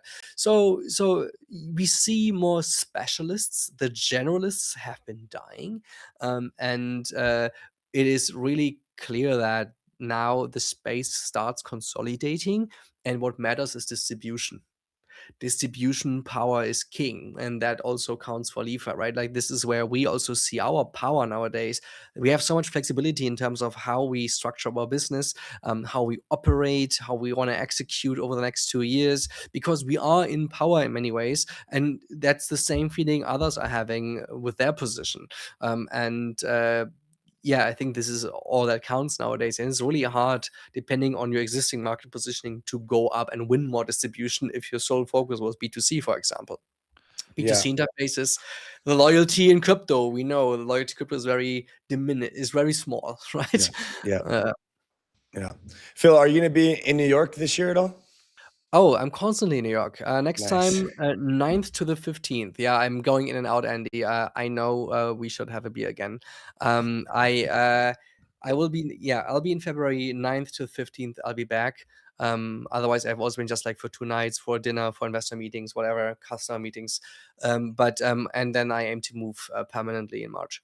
Yeah, man. Nice. Come March, we are we're gonna have a surprise for you, and we will be doing a show upgrade. So we'll see you there. We'll see you for a beer. We'll see you for an in-person Amazing. show. And Phil, one of the things I really appreciate about your appearance is, I'm sure people come on the show and they just talk their book. I really appreciate how you comment on the entire landscape out there, right? You didn't just come on and talk about LiFi. Came on, gave like real concrete ideas and thoughts about everything that's happening in the interop space at large. So really appreciate you coming on today. No, of course. Thank you for the opportunity. I always love chatting with you guys. When I'm with you especially, I'm always getting a little bit, like there are so few things in the space that are sustainable. And we partnered. We started partnering like from day one, Yeah. and so much time has passed. We have survived. You have survived so many Yeah. bear markets. So I'm kind of proud of all of us, and I'm very happy to be here. So it really Yeah. just excites me from the bottom of my heart. Yeah, Phil. Same here, man. Much Yeah. love. See you in New York in about a month, man. So stoked on it. Yeah. I'll see you soon. Thank you, guys. Thank you. See you, Bye-bye. Phil. Bye. Alrighty, guys. Up next, we've got Kevin Lepso, the founder of ETHGas. I believe they're doing an airdrop today. Let me just double check that out. For all of you guys who have used the ETH or the gas.wtf website, you know how much gas you've spent. Yeah, I mean, some of these, let's see. I think we should get the info from Kevin here shortly. We're gonna get him up. I think so as well. And let's bring him up and let's get this show started. He is gonna be here in just a sec. Yeah, I mean, gas.wtf is always a doozy, man. I remember checking what you can you can see the ETHGas on ethgas.com/community, and you'll see that you can see your personal gas report. Kevin, welcome to the show, man. I know it's late over there. Thanks for calling in. Hey, Andy. Good morning from Hong Kong. Good morning, GM, sir. Good morning from Hawaii. Good morning from Florida. Yeah. Yes. Coming in worldwide today. Big week for ETHGas. Following a $12 million raise from led by Polychain that you guys announced in December of 2025. Now ETHGas is really trying to make Ethereum real time. I mean, something that we talked about with Justin Drake at large and at end is reducing the slot times, figuring out ways to get closer and closer to single slot finality for L2s, even thinking about ZK VMing or ZKifying the L1. Also, you guys have a big launch, which is rewarding a lot of the Ethereum users this week.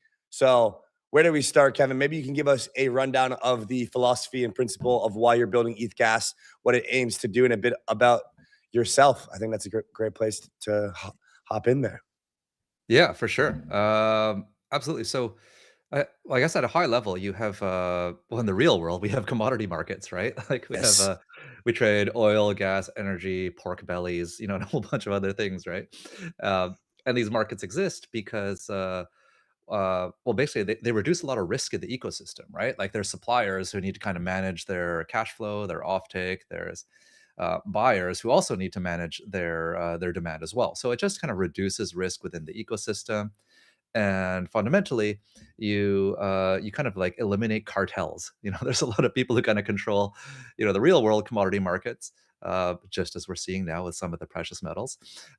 But similarly, we need that in crypto at a high level. And of course, block space Ethereum's block space is the most high grade and scarce. Like if it doesn't exist, then Ethereum is worth zero. All the tokens on it are worth zero, and like $1 trillion is just wiped out if we don't have Ethereum block spaces. So we need a market to be able to trade this. And so that's like the core infra piece, the core fundamental.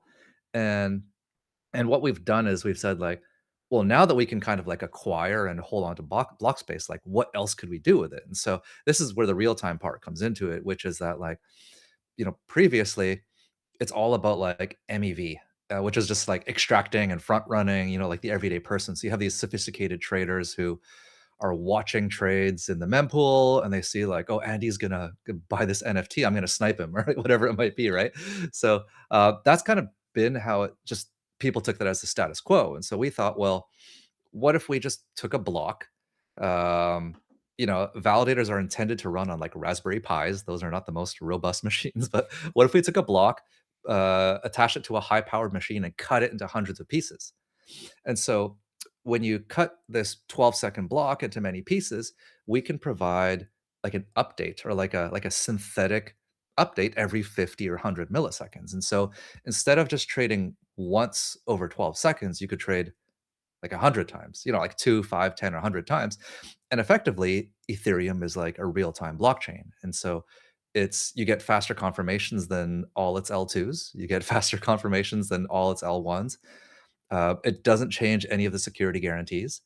It may not be up for 100.00% of the time. Maybe it's 99.5% of the time, but for the most part, it looks, feels, and acts like the fastest blockchain out there. So like that's ridiculous when you think about it. You have the kind of largest, most decentralized blockchain, which is also the fastest. And so that's what we're doing. My background, just quickly, is I spent 12 years in TradFi, led financial engineering at Morgan Stanley, went off, built a tech company, and DeFi summer came along, and well, Yeah. here I am trying to make big changes in crypto. Nerds sniped us all. Okay, so you guys are effectively creating like a block space futures market where you can have everyday users. The idea is their transactions can confirm in milliseconds instead of seconds, hopefully reducing predatory MEV, keeping transaction ordering, open, permissionless in the same way that it is. And also ideally creating a better UX, right? And like doing this requires a lot of work on the L1, as you said. Can you talk to us about kind of what the idea here is for getting buy-in on this, right? Like, how are you going to get validator participation, and how does this maybe affect their revenues, or like what is the incentive model that you need to get right in order for this to actually work? I know we've heard a lot of people try to make implementations to the L1. Getting validator buy-in is hard. There needs to be proper incentives thought out sustainably longer term. Talk to us about kind of like the incentive model that you've created or that you've thought about deeply to try to get this right. Yeah, so there's actually it's not that hard. Okay, So good. like you think about it, like you're a validator, or the big DATs. You have like Bitmine, SharpLink, and whatnot, right? Yeah. Like what is their job? They're taking ETH and they're putting it to work. Right. That just means they're staking it, and they're earning, let's say, 3% yields for argument's sake. It's very competitive. So if you can pay 3.05% or 3.1%, they'll all shift to this new strategy, right? So it's hypersensitive to the yield. They just want to get paid more, and generally they don't want to be hurting people, hurting Ethereum, right? They want to be kind of like doing something that's at least positive for the environment. So that's the main motivator on that side. Now, we're already paying more than that 3%. We're paying we are paying that between 3.05 or 3.1. It is consistently above the status quo returns. And the goal is to pay about 1% higher. So it's not just like 1 or 2 basis points, but it's like paying 1% or 2% higher. And the question is, how do we get there? And so this comes from what real time unlocks. And so you think of, okay, we have all these dApps, like we have this entire ecosystem. We have, like dApps, users, validators, everyone. And you think like, okay, let's start with like Uniswap, for example. Like Uniswap, people currently trade once every 12 seconds. Now they can trade like 3 times, 5 times, 10 times. What does that mean for Uniswap? And it means they make 2 to 3 times more money, the LPs at least. And so LPs already pull in about 1.2 billion in fees a year. So Uniswap alone could pull in $3-4 billion in fees. So that unlock $3-4 billion is effectively 3% for validators. Now where does that revenue go? So say like Uniswap takes the lion's share of it, we take a little bit, validators take a little bit, but that's just from Uniswap alone. And so that's how we get there, right? So Uniswap benefits. There's people like you and I clicking buttons or tapping our phone to trade. We might pay like a little bit more to get that real-time experience. You have lending protocols, so like Aave could reduce their risk with like liquidations. They don't have 12 seconds to basically force liquidations. You have much smaller windows. So it benefits everyone. And what is that quantum? If Uniswap is a few billion, maybe it's 5 billion across the market. And how does that get shared? Like it's like an almost instant unlock, right? So again, that's where the money comes from. That's where the validators benefit. Basically everyone wins, except the snipers. So, how that's do you it. get Tom Lee to buy into this? Like, do you have to like call him up and be like, "Hey, Tom, I need you to vote yes on this"? No, they don't need to do much. Okay. Basically, so they are, and a lot of the big DATs, they basically have these node operators running the infrastructure Right. for them. And node operators, you might have in the US like Coinbase, for example, or like Kraken, or like Blockdaemon, Figment, and so on. And overseas like Peer2, P2P, etc. Right? So it's basically them running historically like dumb infra. It's kind of like you just set it and forget it and pick the status quo. But yeah, they basically kind of just need to flick a switch. It takes about half an afternoon, like 4 hours, to Mm. kind of switch over to this. And in this new environment, you make more. You're not hurting Ethereum with. You're not supporting MEV. You're supporting like real time trading. There's like no front running. Like 95% of MEV disappears. So like, what's there to lose? So Mm. yeah, how do we get their attention? We come on like this at Yeah. like 4 in the morning my time, and we just kind of get the word out there, right? Tom Lee, if um, you're listening, this is a no-brainer. yeah, I mean it's like who doesn't want to make more and do good for Ethereum? Kevin, I got maybe a dumb question. Like, Anything. you know, Ethereum making it real time, I think makes a ton of sense. Like you're saying, you can chop this up. LPs make more money. You can trade more within a block. Validators make more. It's like a win-win, for all the good guys.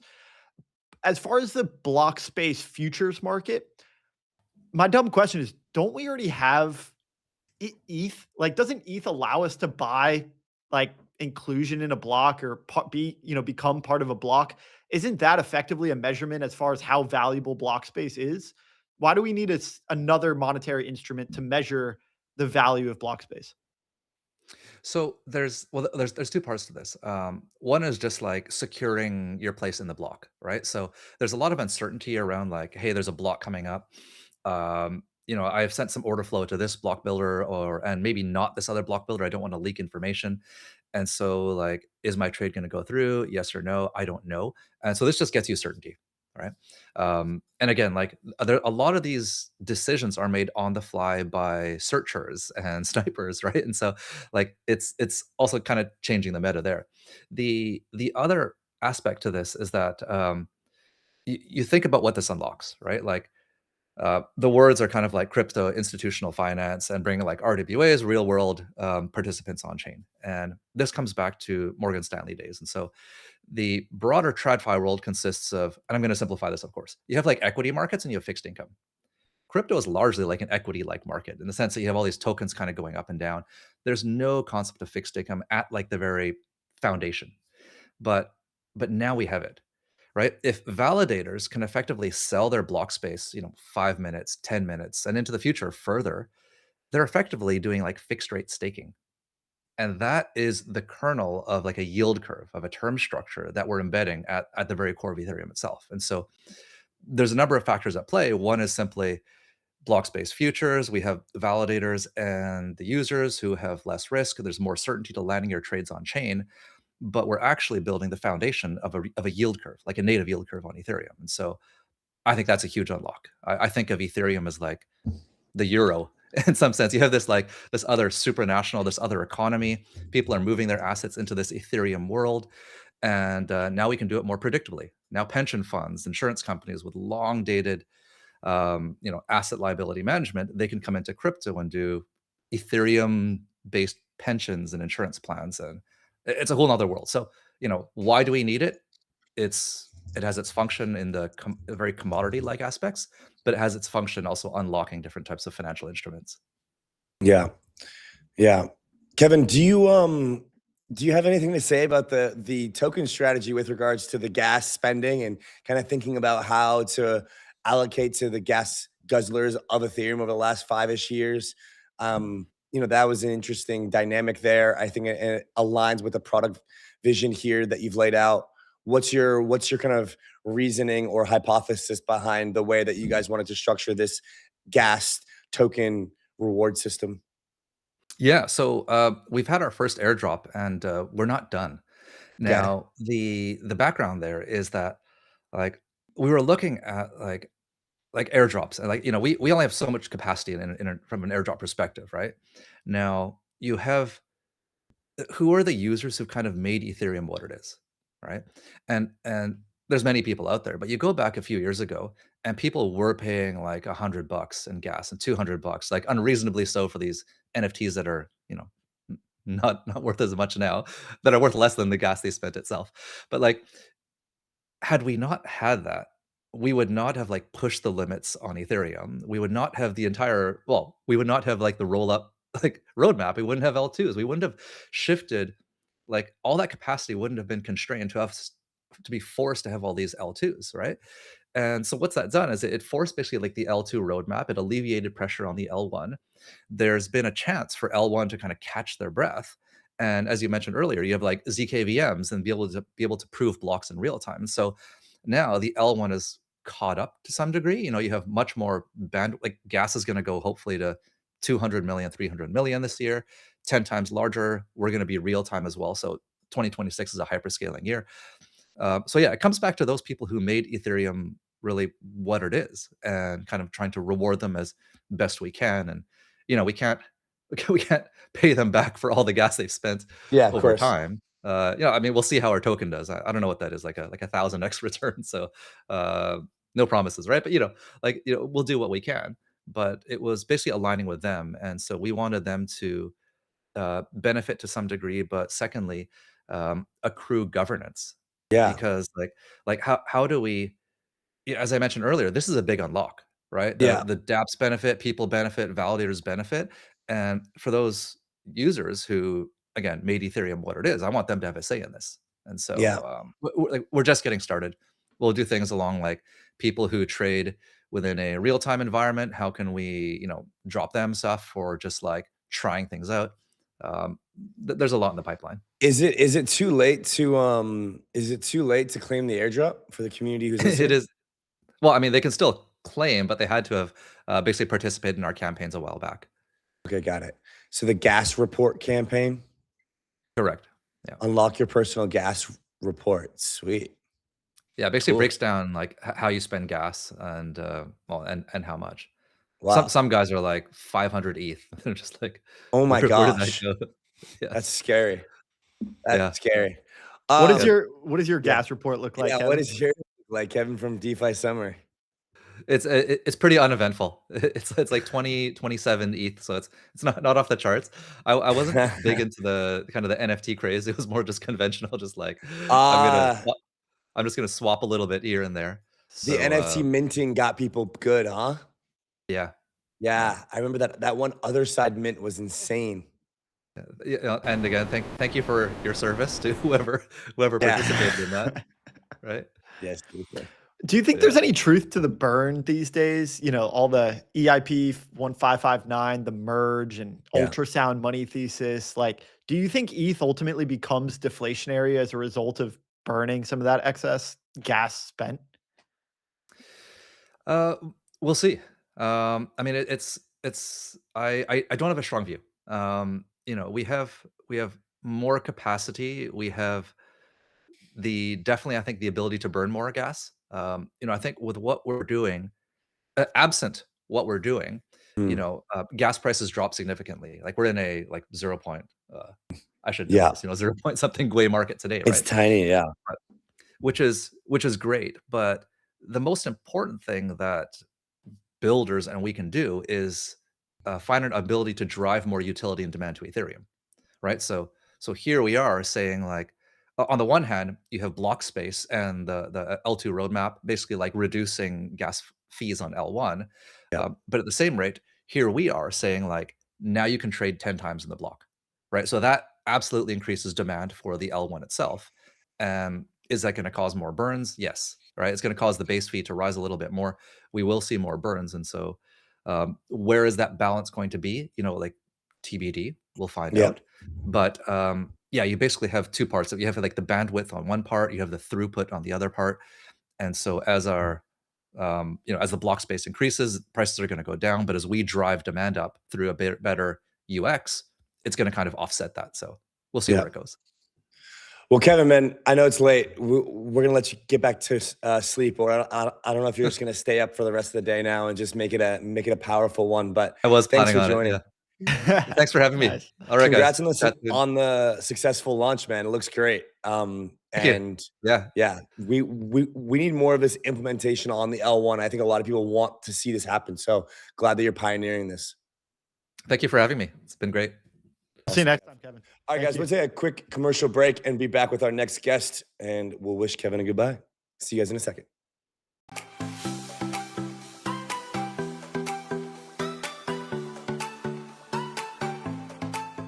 Yeet is built for big moments. The the most fun you'll ever have with your crypto. Go to yeet.com to yeet into your next game.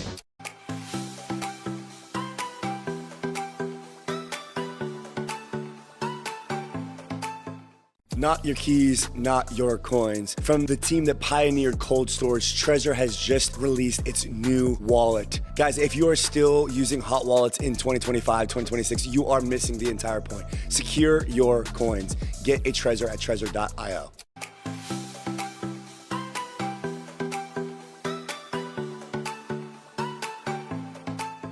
Go anywhere on-chain instantly with Relay.link. Relay is closing in on $10 billion transferred. Go to Relay.link to bridge your assets now.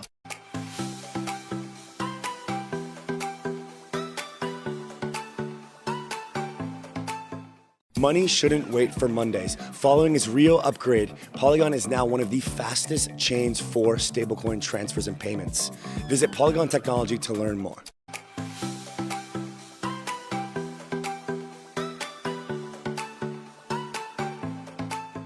Kalshi is the world's largest prediction market. You can trade on anything in all 50 states. Go to kalshi.com to trade today.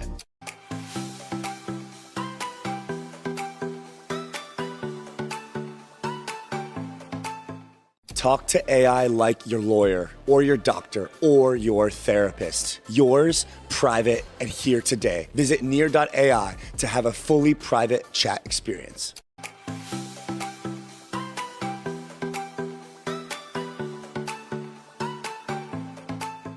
Havachi is fast and private perps trading, secured by ZK with Celestia underneath. Go to hibachi.xyz to start trading today.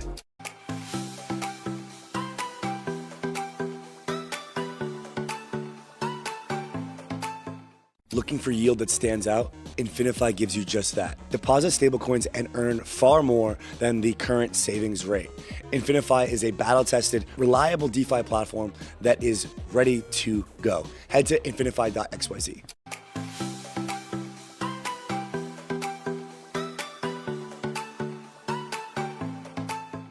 Halliday is unified crypto payments. Give your users more wherever they are. Go to halliday.xyz to never write a smart contract again.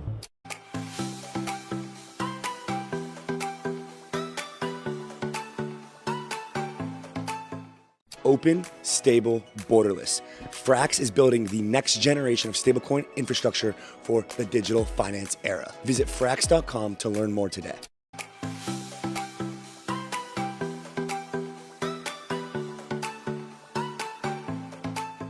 Yeet is built for big moments.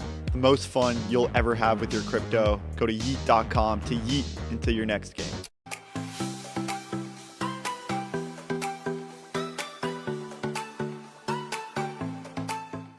Not your keys, not your coins. From the team that pioneered cold storage, Trezor has just released its new wallet. Guys, if you are still using hot wallets in 2025, 2026, you are missing the entire point. Secure your coins. Get a Trezor at trezor.io.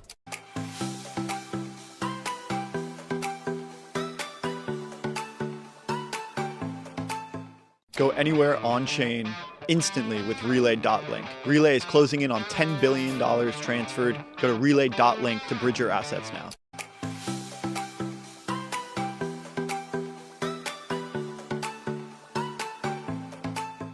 Money shouldn't wait for Mondays. Following its real upgrade, Polygon is now one of the fastest chains for stablecoin transfers and payments. Visit Polygon Technology to learn more.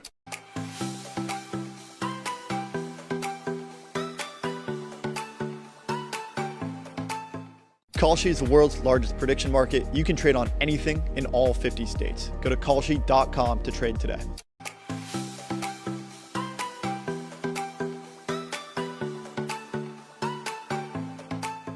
Talk to AI like your lawyer or your doctor or your therapist. Yours, private, and here today. Visit near.ai to have a fully private chat experience.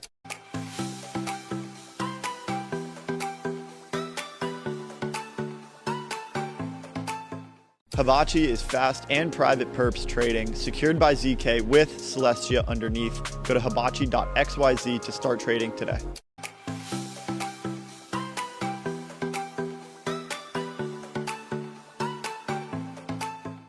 Looking for yield that stands out? Infinify gives you just that. Deposit stablecoins and earn far more than the current savings rate.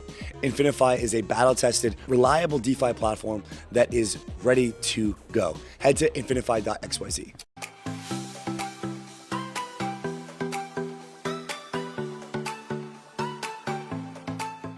Halliday is unified crypto payments. Give your users more wherever they are. Go to halliday.xyz to never write a smart contract again.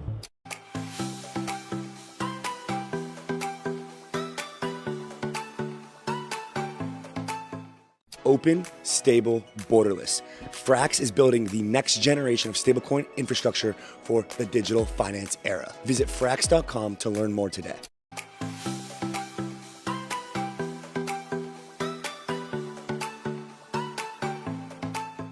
Yeet is built for big moments.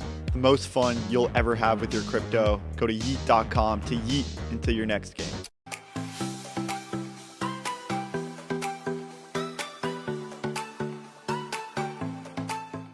Not your keys, not your coins. From the team that pioneered cold storage, Trezor has just released its new wallet. Guys, if you are still using hot wallets in 2025, 2026, you are missing the entire point. Secure your coins. Get a Trezor at trezor.io.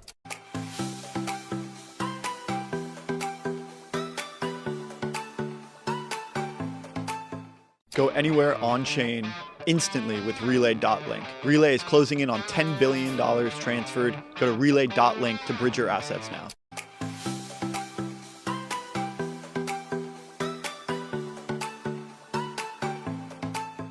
Money shouldn't wait for Mondays. Following its real upgrade, Polygon is now one of the fastest chains for stablecoin transfers and payments. Visit Polygon Technology to learn more.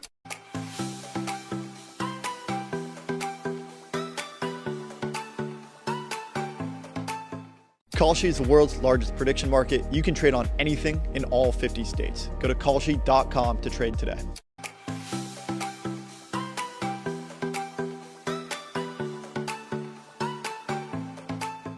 Talk to AI like your lawyer or your doctor or your therapist. Yours, private, and here today. Visit near.ai to have a fully private chat experience.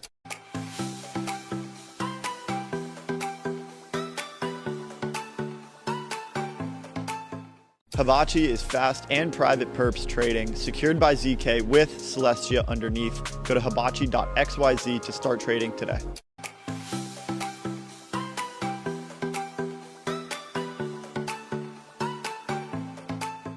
Looking for yield that stands out? Infinify gives you just that. Deposit stablecoins and earn far more than the current savings rate. Infinify is a battle-tested, reliable DeFi platform that is ready to go. Head to infinify.xyz.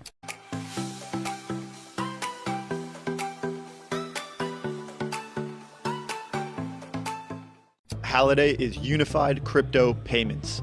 Give your users more wherever they are. Go to halliday.xyz to never write a smart contract again.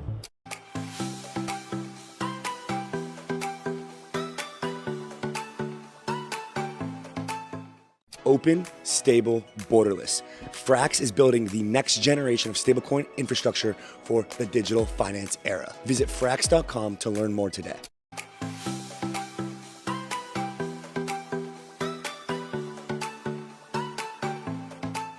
Yeet is built for big moments.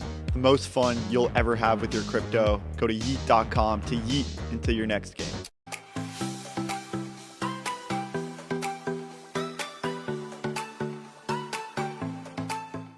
Not your keys, not your coins. From the team that pioneered cold storage, Trezor has just released its new wallet. Guys, if you are still using hot wallets in 2025, 2026, you are missing the entire point. Secure your coins. Get a Trezor at trezor.io.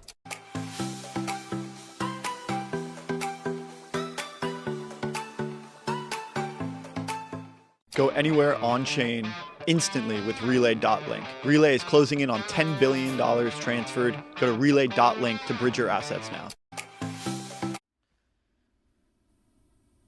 All right, Andy went to go jump out of a plane, but instead we've got Will from Galaxy Digital, Galaxy Ventures arm at Galaxy Digital, to chat about capital allocation in 2026 and beyond, with gold ripping, central banks dropping the dollar, accumulating metals and Bitcoin. Like, the big question is whether or not we're going to get the catch-up trade on Bitcoin and the tokens.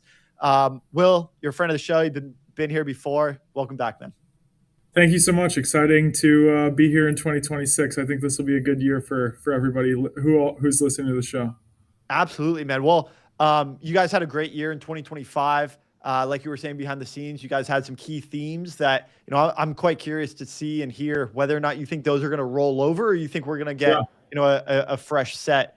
So yeah, tell us first, what went well in 25, what didn't go so well, and then, we'll look forward to 2026.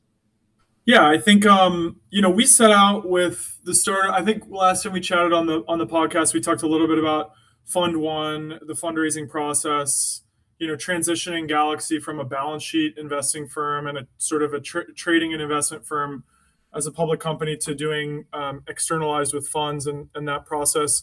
We went into Fund One thinking like payments would be our key theme, right? We were seeing.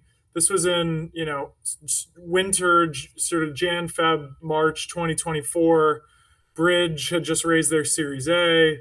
There were tons of companies that were sort of getting founded around that time. We were incubating a company around that time that was in the payments and tokenization spaces. We then backed a company in March of 2024, Rail, which then got bought by Ripple over the past summer. We thought payments, like cross-border payments, was going to be the key theme for the fund, and the use cases of stablecoins and cross-border payments, and that's been true.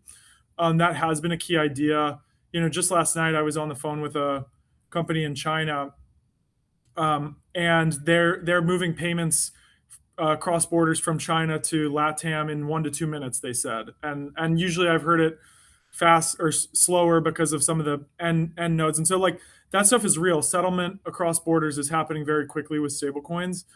The thing that surprised us in 2025 was the emergence of this cards category, where, and that was really into the back half of 2024 even, but the emergence of stablecoins, not as a payment instrument, but as a dollar access mechanism in emerging markets, and the use case of stablecoins, and then the connection to the card as a way to spend people's savings balances in emerging markets who are holding, alternatives to a local currency. That's really the story with businesses like Rain and Rollup Pay, which are portfolio companies. That sort of took us by surprise in some ways, and we invested heavily in that category, and that was actually kind of our key category and key theme in 2025. We were, Series A investors in Rain in Jan of 2025. We were Series A investors in Rollup Pay in October. I guess it was in December of 2024. Mm-hmm. And I think that became, because of the fat margins of interchange vis-a-vis the comparatively lower take rates of cross-border, B2B payments, that actually became a really interesting category really quick. And so, couple companies in that bucket went on to raise Series Bs, and then, Rain announced a Series C recently. And so we participated in the the uplift from that and the growth in those markets. And so that was a key theme in 2025. I don't think that stops in 2026. To be clear, I think, that use case is here and can continue to grow. The TAM is essentially, the global consumer who would rather hold their money in US dollar stablecoins than, say, Thai baht or Vietnamese dong or Mexican peso, or even would rather hold their dollars on the internet than in their bank account because they've got a crappy regional bank who with a bad user experience. And so I think that will continue to play out, and those markets are big. I think it's the themes for 2026. In some ways, one of them is an expansion of that, an expansion of that category, which is like, we think, I guess going into the fund, we thought stablecoins were about it was a lot about payments and moving money fast across borders. And actually, we're in some ways coming to the realization that, stablecoins are in part about bank deposits, and they're about banking everybody and everything, sort of the internet becoming a bank. And that's been a core realization that I think translates into those card businesses, but I think continues to be true as you look into categories like lending. How do you generate margin or net interest margin on people's savings in different ways? And so on-chain lending, lending and servicing and securitization, which is a sort of slightly different point. So these are some of our key themes in 2026. Equity perpetuals as well. So I don't know. That's kind of how we think. Yeah, that's great. I mean, that sets the scene here for how you and Galaxy are thinking about 2026, and how you can take a theme and a thesis around payments and sort of develop it, evolve with it. Maybe it doesn't play out exactly how you think it will, but still end up having quite a few wins in a category. And then it sort of offshoots into several other categories. Like you said, stablecoin cards, you end up taking more of a B2B approach with stablecoin payments. Tokenized deposits is something we're hearing more about. And so it sort of has grown into, several offshoots that are now positioned to do quite well in 26 and beyond. And I think the territory is just like really, really rich. Like you can walk in as an investor to a category where you have a thesis and then be surprised in the ways in which the thesis evolves, if the market size is big enough to allow that to happen, and the opportunity set in the frontier of innovation is rich enough. And I think this with stablecoins, that's certainly true. I think lending markets and I think Aave and Morpho really pioneered, and Maple and others really pioneered interesting stuff that now we're going to get that tree start to branch out in those kind of markets in my view in 2026, especially as they converge with stable coins and this concept that people are all across the world, especially in emerging markets, replacing their deposits at their banks with a stable coin over the internet in a multi-sig wallet, or in a in an MPC wallet for institutions, or just in a hot wallet in MetaMask and whatever. And so I think that's a really, there's going to be a rich frontier of innovation that happens there as people want to get yield on those assets. And then how do you allocate between managers and curators of the yield who create different opportunities? Athena, not to go into an entirely different direction, but Athena is running just one trade, right? Which is the basis trade on Bitcoin. There's a lot of other trades in the world with a lot, that generate a lot more alpha that people have historically been tapped out of and could theoretically use it as a savings instrument. So we're pretty excited for the frontier of innovation that will come and just kind of spiral from here. But that all requires the market being big enough, the regulatory environment being, available for those changes to happen, and the entrepreneurs being, in a position to design things that are interesting. So absolutely, that's how I think about 2026 practically. Tokenization is another interesting area. And I think tokenization merges in some of those on-chain lending categories as well. But yesterday, our company Tenbin announced their seed round. We led their $7 million round. Yuki, the founder, he's been in the crypto space. The CEO has been in the crypto space for a long time as a researcher at Sorella, as an investor at Fenbushi.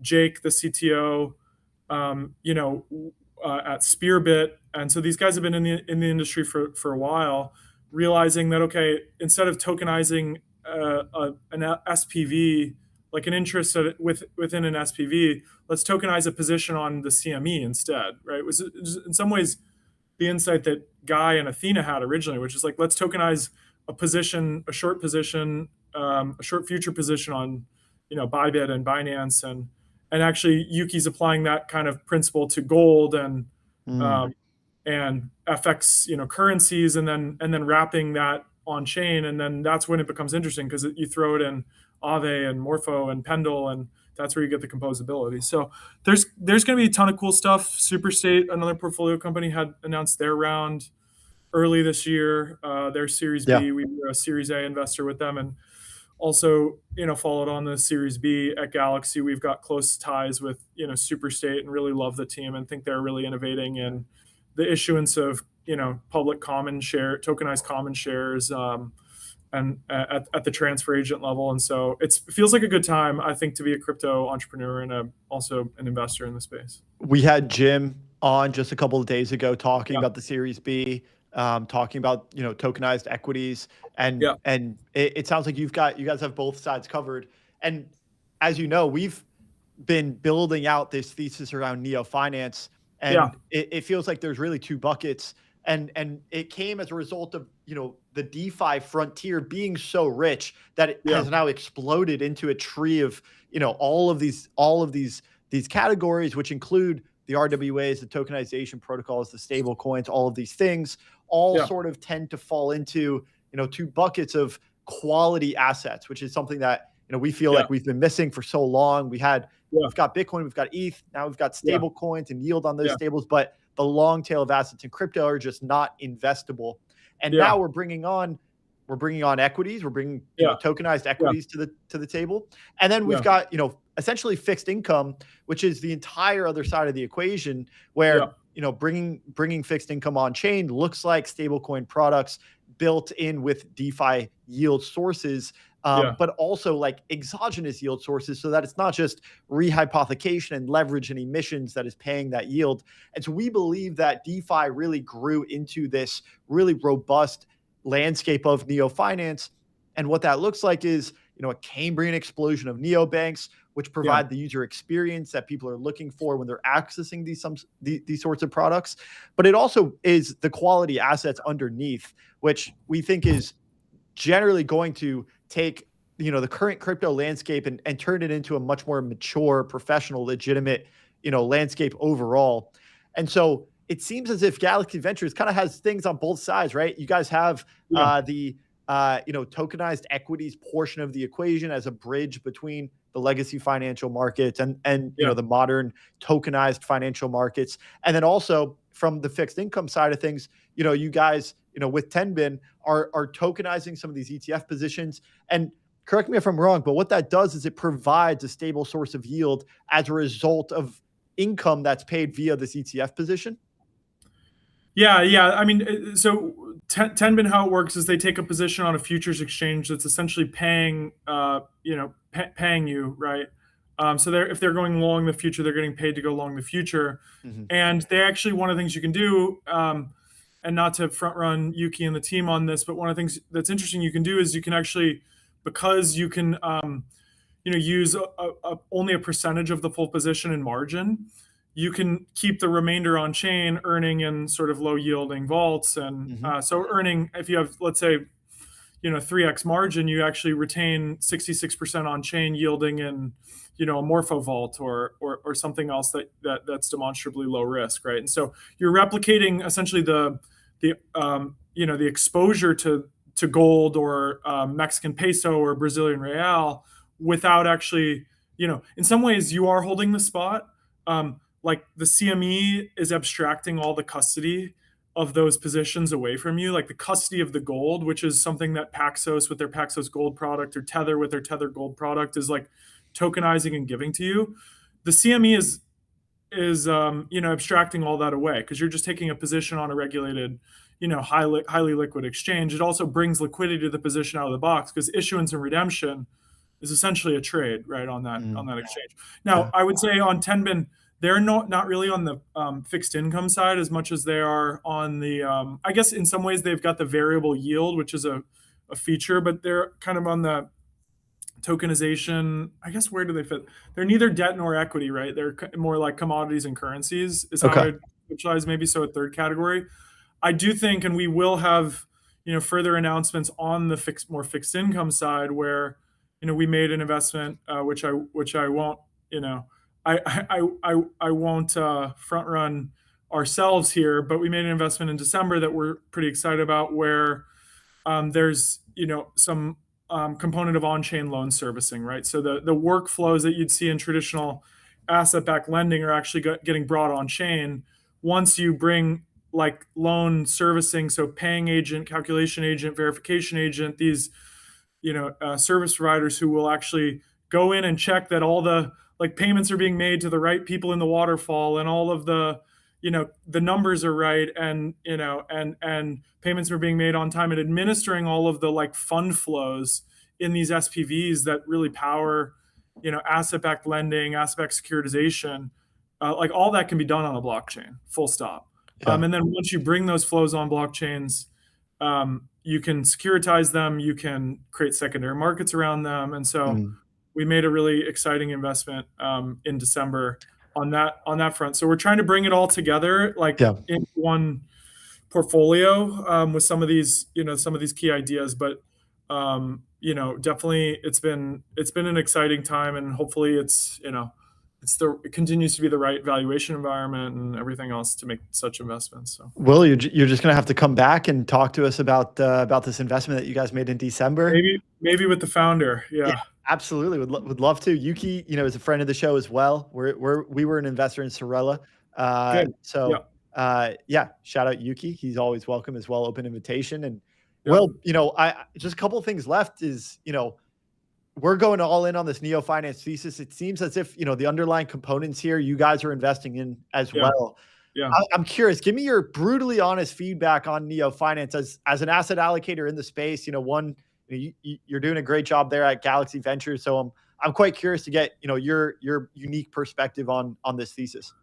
Yeah. The bear case, or just the generally just brutally honest, like curious where your head is at, and just your perspective on kind of this, this next frontier of DeFi and legacy finance ultimately coming together into what we believe is where there's product market fit for a lot of tokenized products. Yeah, look, I think you guys hit the nail on the head, actually, with the term. I will say it's a term of art because I think it'll stick. In some ways, the same way fintech did back in early days. Like we had a view, and I think it's like other people have the view too. So it's not like a unique view per se, but like there was a view in 2022 that we had built really interesting protocols, Aave and at the time Compound and Uniswap and Camino and all these interesting protocols, and there were like very few interesting assets to trade on them, right? Like it's basically like you could trade and move around the assets that represented the ownerships and the protocols themselves. So it was this highly circular phenomenon. But in some ways, a parallel financial system was being built, right? That was different and in a lot of ways better than the traditional financial services industry, where to move a payment across borders, you need to get 6 banks involved, and it's going to take you, depending on what corridors, it's going to take you 3 business days, right? So clearly we were operating in under better financial infrastructure, and I think the view and the issue is the quality of assets in that environment were significantly worse, right? You don't have Apple, right? You don't have the ability to own a company's equity on chain and move them around in DeFi and trade them and lend them and get an interest rate derivative permissionlessly on them and send it around to your friend across borders. And I think that transition is still happening. We're not by any means fully there. I think the quality of tokenized assets on chain still needs a lot of work in terms of, on one hand,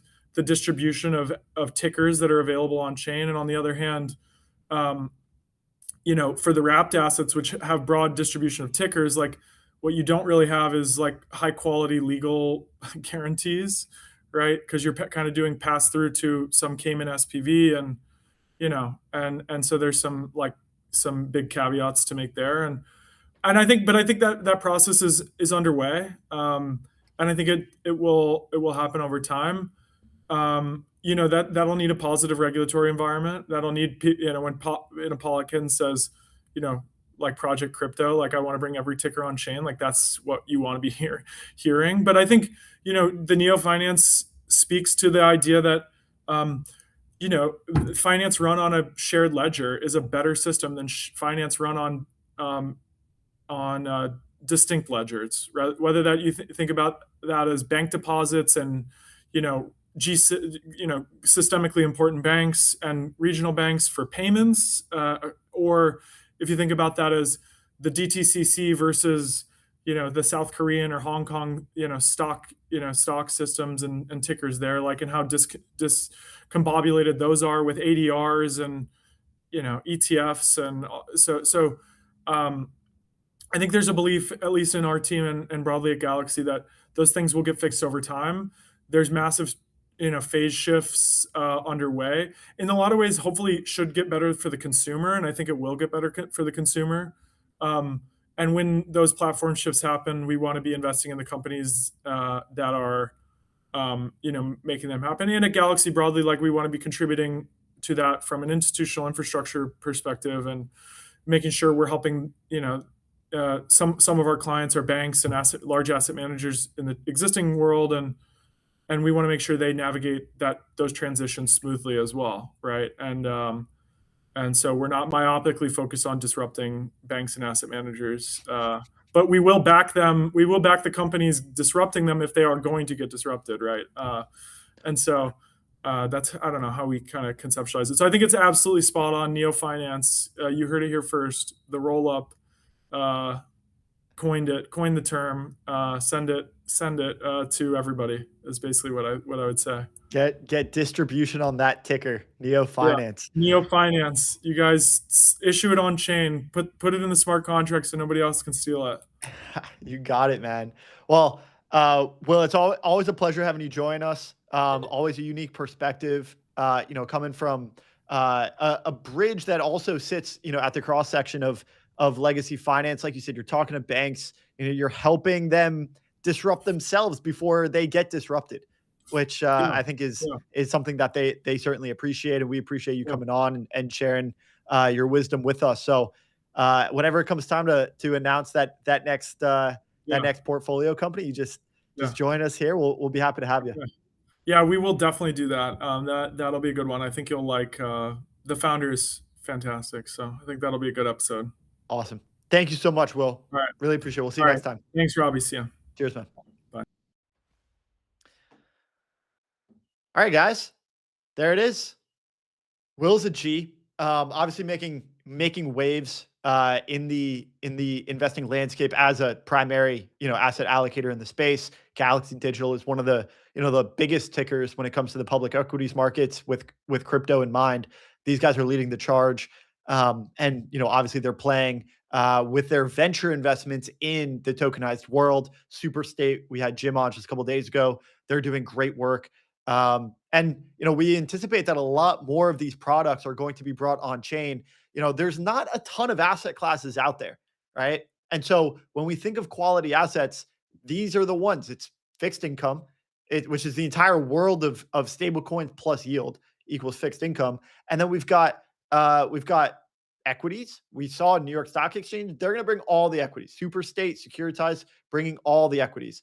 And we've also got the likes of the best and brightest out there that are bringing commodities and currencies on chain. And obviously the kingmakers of crypto, Bitcoin, ETH are not going anywhere. So guys, that's it. Another phenomenal show.